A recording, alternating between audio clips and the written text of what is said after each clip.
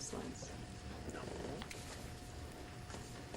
Our next speaker is Burt Davis from the Center for Applied Energy Research at the University of Kentucky. Bertrand was the recipient of our Founders Award last night for his contributions to the Catalysis Society, and so we congratulate him again for that. The title of his talk is Progress in Fischer-Tropsch Catalysis During the Past 15 Years.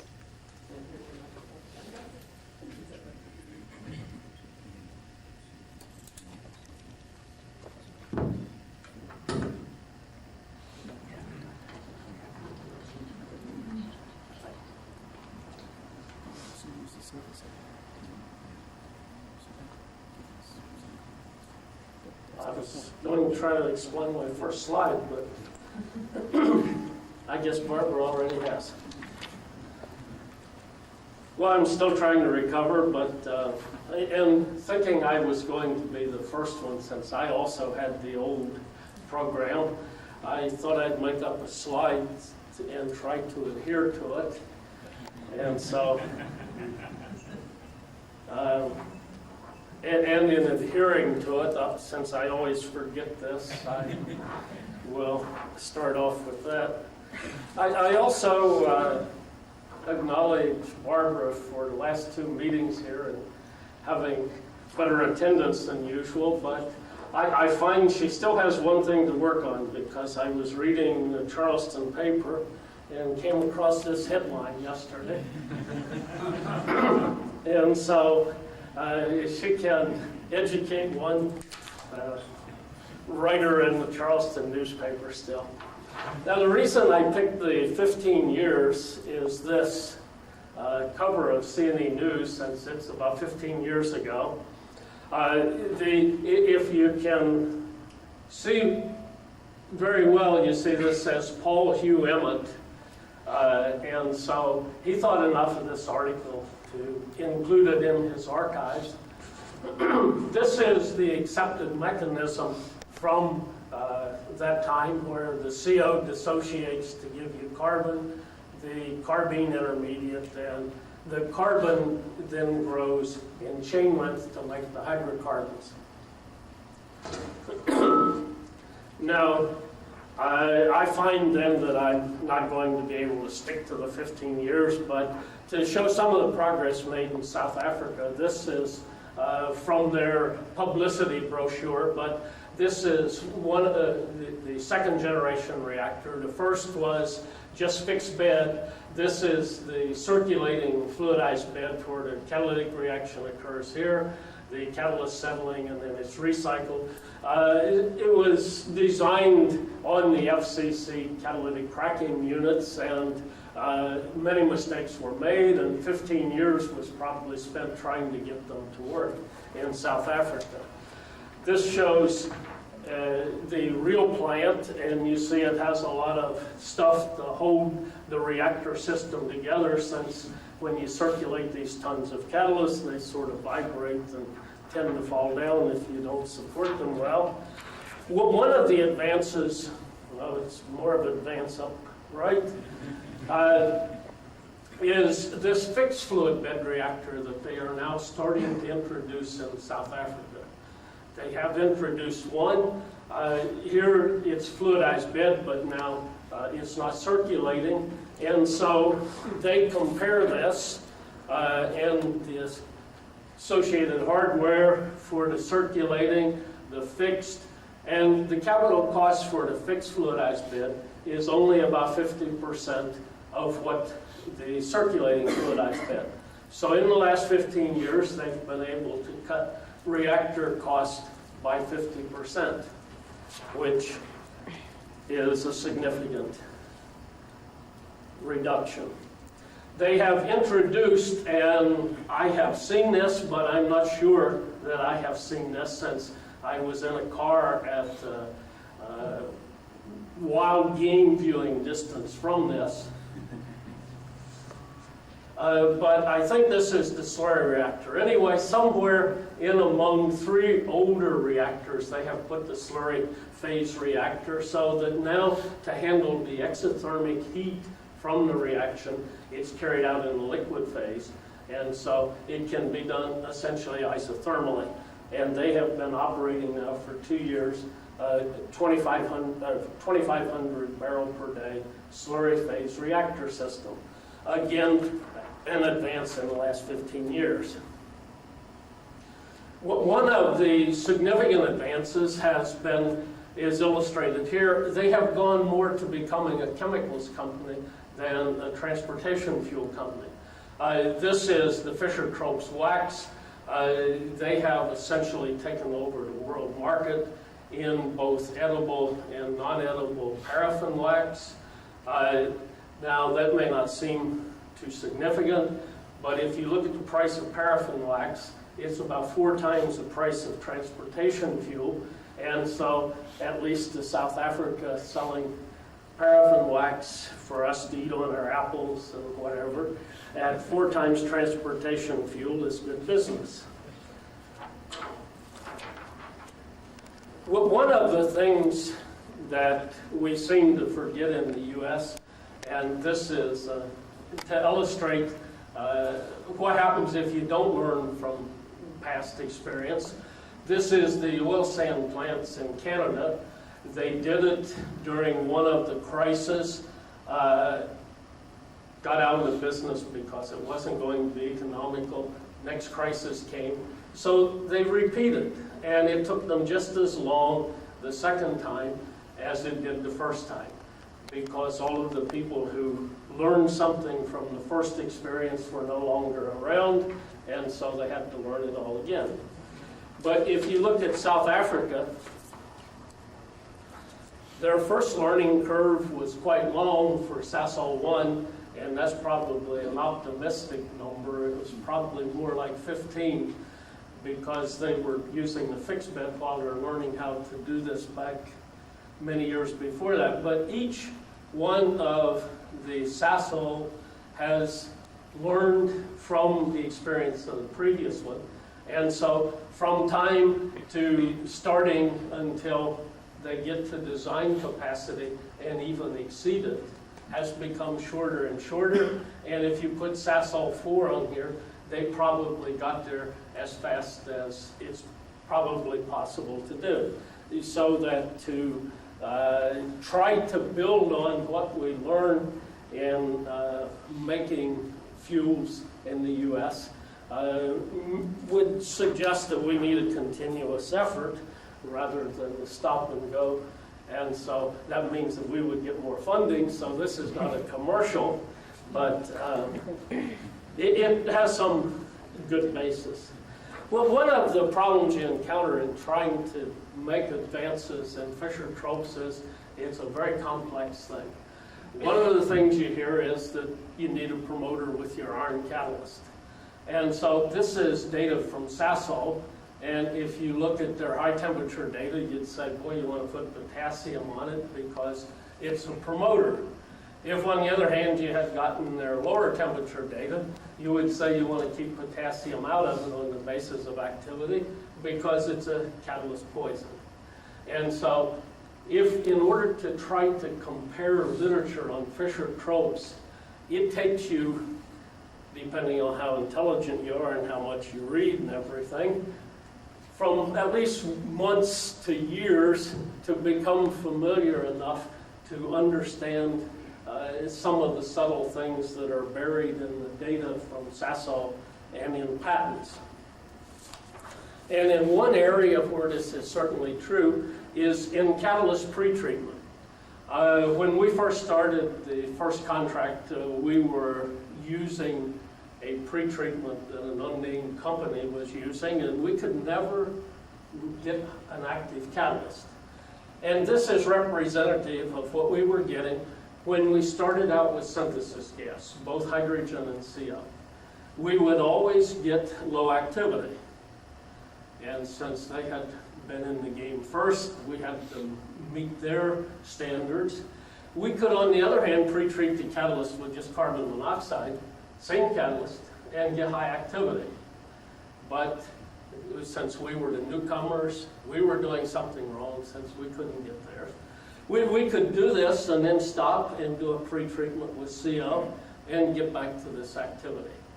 It was only when we were testing catalysts for LaPorte, and for catalysts, they got the low activity with their technique, that then they switch over, and for the second run of LaPorte, they use CO pretreatment. This, we'll at least take credit, maybe one of the few times that a university had something to do with a large pilot plant as far as catalyst pretreatment in Fischer-Tropsch. And it would be nice if we had a couple points here, and we will get them if they do exist there. But this is looking at the amount of hydrogen that we have in the CO and the activity of the resulting catalyst. When we use pure CO, we get an active catalyst. As we put more hydrogen, increase the hydrogen partial pressure, at reaction temperature, the activity is even lower.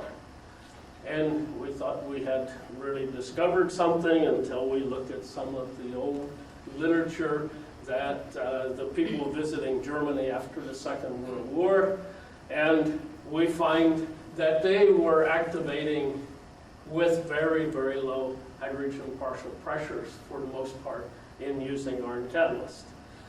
But it's always nice to reconfirm something that someone else had learned.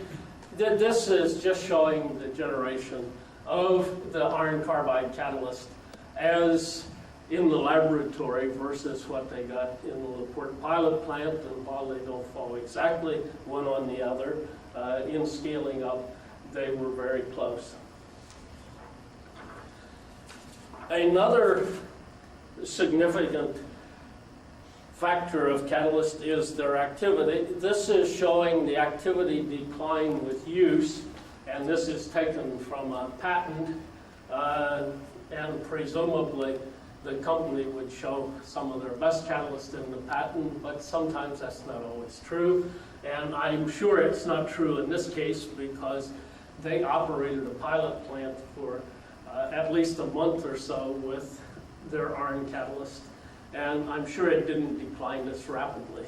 But if you're going to show how good you're doing, you should at least take something that looks at least bad and has some credibility of being in a patent. George and I won't mention which company this was, but you can probably guess that we're somewhat familiar with the company.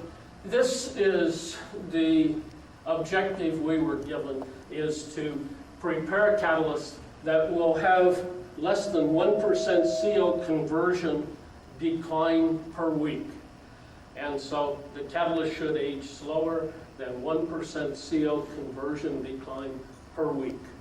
And while there is some scatter, and we have gone up to 4,000 hours with other catalysts, that we have been able to prepare a number of catalysts which meet the objective of less than 1% CO conversion decline per week.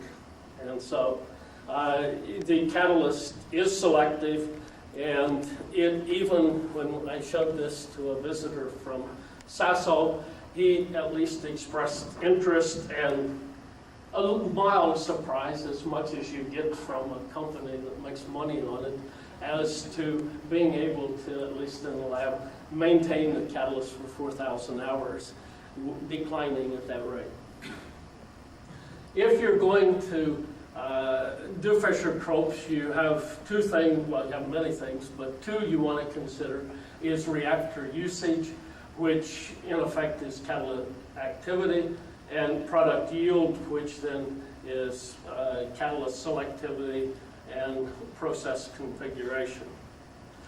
And so we were to improve by 50% the catalyst activity. Again, this is not all of the data. This is selected starting in 1950 to Bureau of Mines. What I'm showing here is the rate at which they pass synthesis gas over the catalyst, and taking runs which are roughly the same synthesis gas composition and roughly the same temperature. Now, it's impossible to find over a 40 or 50-year period, everyone using the identical conditions. But they were using a flow rate of 0.16 normal liters per hour per gram of iron and getting, let's say, 80% conversion. So these are compared roughly same conversion. And this is the relative activity of one. Then Cobell in Germany made a significant improvement in the slurry phase. This is Mobile, about the same as Cobell. In the slurry, at the end of the first contract, we had gotten up to 3.4, which is a relative activity of 21. And we're making a run now. We're up to a relative activity of 43. If we increase the hydrogen to CO up to 3, which would be natural gas, it's a little higher. All of these have a ratio which is typical of coal. Now, a cynic might say, well, if you can make a catalyst that declines 1%, and if you look at how fast this is going up, it's roughly one relative activity per year, and so it takes a lot more effort to increase catalyst activity than to cause it to decrease. And so, how does this activity compare? This was the activity that we had in 1993. The so-called Weiss window says that for it to be a commercially attractive petroleum process, you need to have a conversion which is 10 to the minus 5, 10 to the minus 6 millimole per centimeter cubed per second. Based on the flow rate that we were looking at for the 1993 catalyst, it is roughly 10 to the minus 4. So that it would appear activity-wise that we have a catalyst which should be at least active enough for potential petroleum conversion levels based on the Weiss window. Now, I realized he advanced this 20 years ago, and people like the previous speaker have made improvements, so the Weiss window has probably now moved down to where this is just barely borderline, but at least it is on the range of what the Weiss window is, or slightly better. And so, presumably, we are approaching the activity. Now, what about selectivity? This shows the selectivity based on conversion of syngas, the hydrogen and the CO. And we see that the ratio of conversion is not constant. That early on, hydrogen is converted to a greater percent from what we add than the CO. This is when we have hydrogen to CO ratio of 0.7, which is what you would have from coal.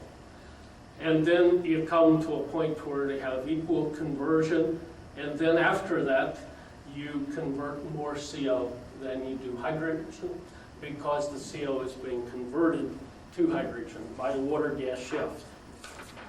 If we look at the rate of hydrocarbon production versus the rate of CO2 production, we see that initially hydrocarbon rate is very high. The CO rate is low, goes through a maximum, and then they approach each other in rate as you go to higher and higher CO conversion, or to higher and higher reciprocal space velocity. This has a significant impact. If we look at the fraction of CO that's converted to hydrocarbons, we see initially and we want to make hydrocarbons instead of CO2, since we want to make the CO2 after we put it in the car instead of before. So the hydrocarbon fraction declines and approaches a constant value at about 55%. And so if you can take advantage of this early part of the reaction, you would make a lot more hydrocarbons. Likewise, with the iron catalyst at least, you want to make a lot of olefins, and again at Sasol they are making a lot of olefins. They now say that they can furnish the world's supply of C5, C6, C7 linear olefins, linear alpha olefins, from their Fischer-Tropsch plant. And so they will begin competing, or they have started competing with those carbon numbers with companies that produce these based on ethylene oligomerization. You see, looking at hydrogen to carbon ratio, as you go to higher and higher conversion, you become more paraffinic. And so, again, the low conversion gives you more olefin in the product than the higher conversion. And so, it seems, and we were given a directive to operate at 90% conversion, where the fraction of CO going to hydrocarbons is low compared to the low. It seems to us that you need to do one of two things if you want to take advantage of the catalyst, and that is to recycle so that you run individual paths of low conversion and recycle unconverted, or more likely that you would use a series of reactors so that you could carry out the conversion at, say, 40%, remove CO2, water, and do this in a series of reactors so that now you convert a much higher fraction to CO. There is a company which is a subsidiary of a U.S. gas company who is using us somewhat as their research development people, since they call us for the data, and they are, or they say they are, designing a plant which they have at least signed the environmental agreement with a country outside of the United States to build a commercial Fischer-Tropsch plant. And they are thinking along this line rather than the 90% conversion that was our initial objective. Now, I am also aware that people in universities should not venture into economics too often. And so this, and people in universities tend to think of making pennies for people in Ashland or Union Carbide or UCI. Think a little higher than pennies. They want to get it before they hire someone to count their money. And so hopefully we aren't deluding ourselves that we're looking at pennies rather than a significant thing. And one of the reasons that we get excited when we get to the penny level is people in universities worry more about mechanisms than they do about processes, and probably they should, since they're probably better at mechanisms than they are at processes and process economics. And so I want to spend what time I have left. And okay. Some data that we would say not only have significant advances been made in catalyst activity and selectivity, but that we once again are going to be on the sine curve of the reaction mechanism, and say at least for the iron catalyst this mechanism is not correct. And then people get very upset about it, but that's one of the things that should happen, since in effect we're doing a polymerization. We should get agreement with the Anderson-Schultz-Flory plot, where if you plot the log of the mole fraction versus carbon number, you get a straight line, and the slope is the ratio of the probability of chain growth, or chain termination to chain growth. And so some of the early work looks like this, but if you look carefully, you see, if you believe the data is starting to deviate. And indeed, when you put more data together, This is from the German pilot plants as well as one at Standard Oil. You see that there is a significant break in products. And so what mechanism permits this? Because the normal polymerization says it has to continue on with a straight line to the high carbon number.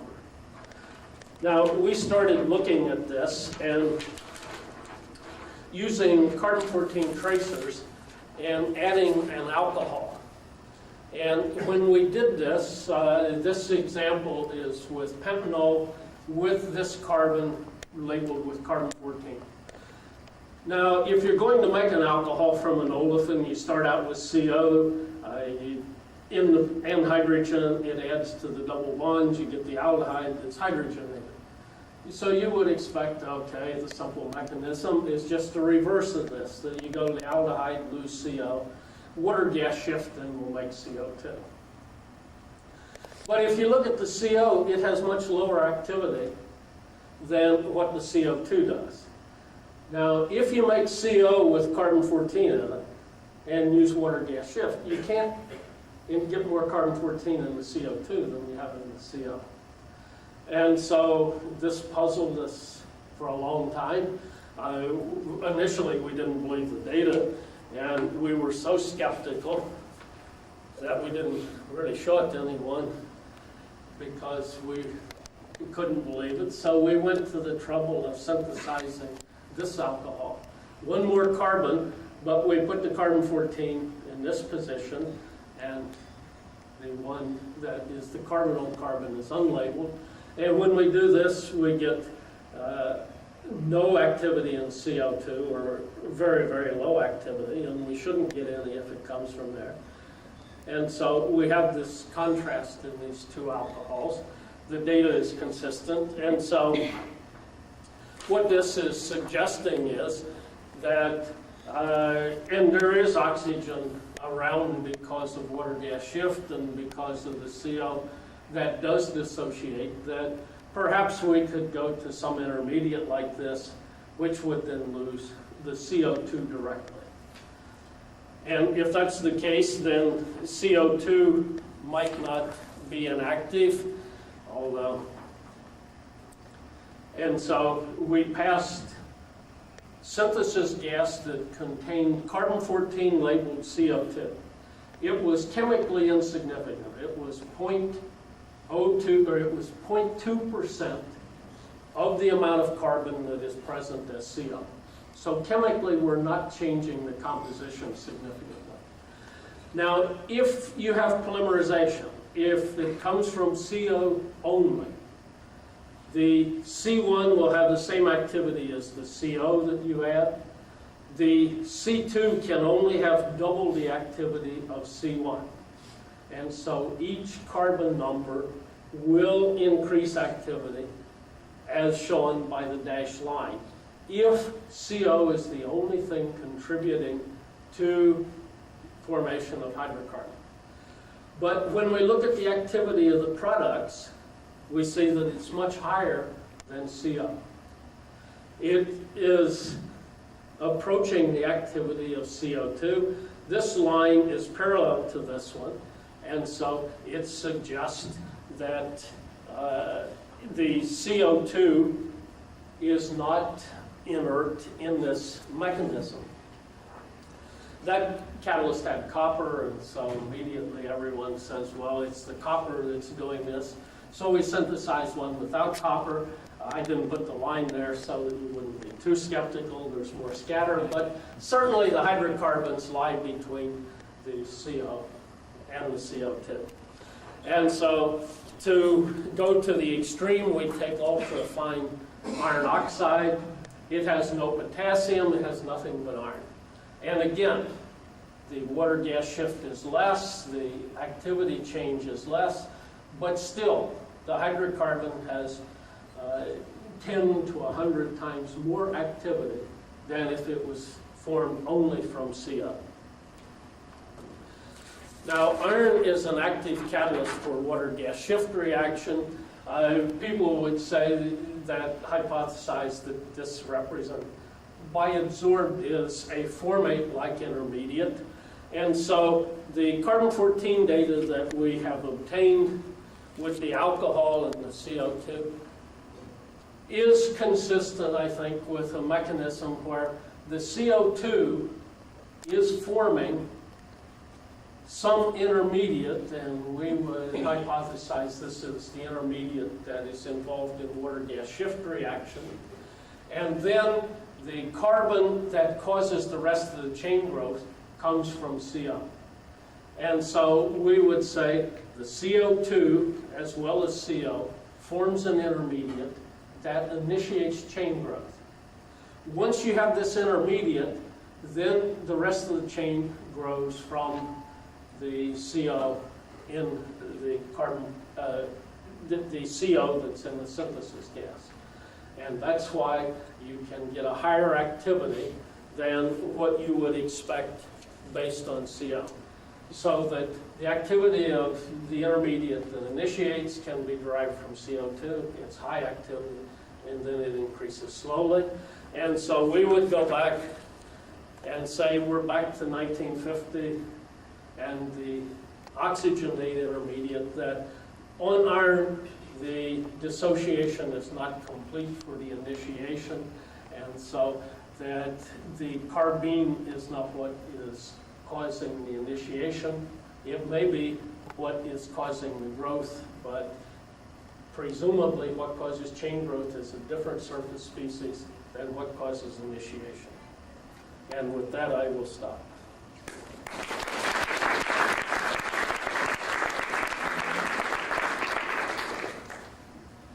Do we have questions?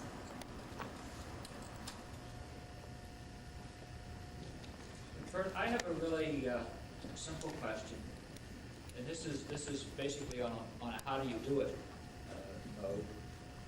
When you're doing your carbon-14 work, how do you track the carbon-14? Do you have some type of a counter on your gas chromatograph, or you do MS, or what's your approach? No, we do it at 2-law level for MS, and that's the advantage of carbon-14 is you can run it in a liter autoclave. For the gas products, we have a proportional counter connected to the exit from the gas chromatograph. Okay. And so we measure chemically what is there by gas chromatography and then proportional count. So For the higher carbon number, C5 and higher, C5 and higher we do by chromatography on a different column.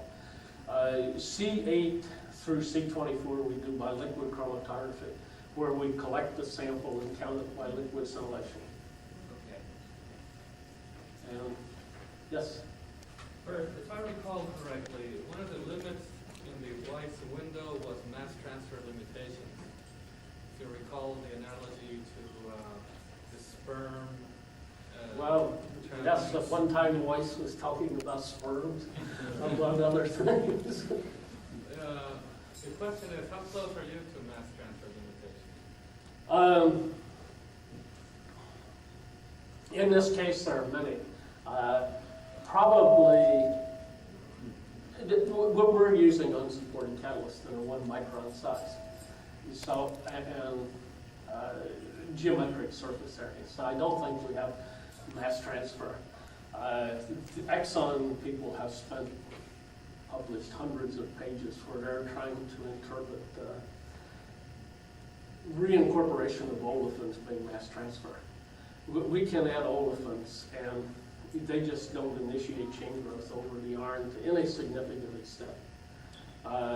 So that we just don't have that kind of mass transfer. Now, whether solubility of gas is a limiting factor or not, you can still argue. And we don't know that. Yes, George? This has nothing to do with Fischer-Tropsch, but patents are for obtaining coverage over an invention, not to help somebody duplicate the invention. And in that patent, Exxon was Mobil was extremely successful. They must have picked their 3 worst data points and said, boy, don't pay attention to this patent, it's worthless. And Unfortunately, they got funding from DOE and ran a pilot plant with a similar catalyst, and so presumably they ran for 30 days, and so I didn't age that fast. Question, this is a silly question about your CO2 addition. You're saying it affects initiation, but not propagation or termination. Does it help you at all with the Anderson-Schultz fluoride limitations? Absolutely not. We don't know how to beat Anderson-Schultz. I started putting together a paper showing all of these people that said they had accomplished it and how it's probably due to poor gas analysis. Or poor GC analysis. I don't think any of the claims to have beat it yet in Fischer-Tropsch with just the catalyst has been successful. Maybe the next 15 years, the series reactor, when you talk about a series reactor, you have an opportunity to put different catalysts in the different reactors. May this be an opportunity then to look at other catalysts? Yes, I think it gives you a lot of opportunities. The other question would be, our bodies and living systems do gene elongation data very efficiently. Is there an opportunity here for enzyme catalysts? Well, I don't know enough about enzymes to give them the answer. The only thing my body's got more efficient at is gaining weight. Everything else is downhill. So, but the enzymes that put the fatty acid to work certainly got much more efficient. So, it is an area. Well, Eugene Bucru, at the end of his career, was working on this. So, he certainly thinks there was. Not a bad man. No, not a bad person. And certainly someone from UCI would never say anything bad about Houdry. No, So they're making all kinds of money on the Houdry process. Yes. What do you see as the future of Fischer-Tropsch over the next 15 years in the U.S., not just isolated African continent, but